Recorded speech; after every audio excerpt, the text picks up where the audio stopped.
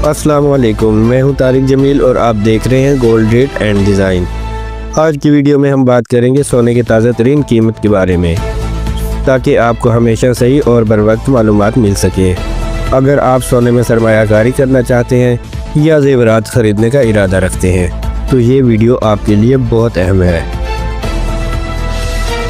आज सोने के रेट कुछ यूँ हैं।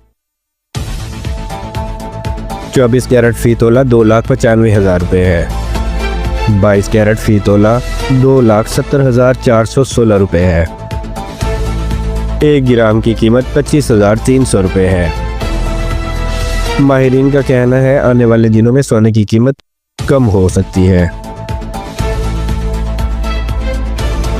अगर आप सरमायाकारी करना चाहते हैं तो मुहतात रहें और अपनी तहकीक ज़रूर करें। अगर आप ज़ेवरात ख़रीदने का इरादा रखते हैं तो रेट का जायज़ा ज़रूर लें और अच्छी जगह से ख़रीदारी करें ताकि आपको बेहतरीन कीमत और मेयार मिल सके। अगर आपको ये वीडियो पसंद आई तो लाइक करें, शेयर करें और हमारे channel gold rate and design को सब्सक्राइब करना ना भूलें ताकि आपको रोज़ाना सोने की कीमतों की अपडेट मिलती रहे।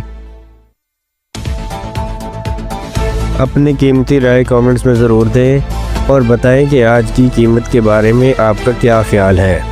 मिलते हैं नेक्स्ट वीडियो में। अल्लाह हाफिज़।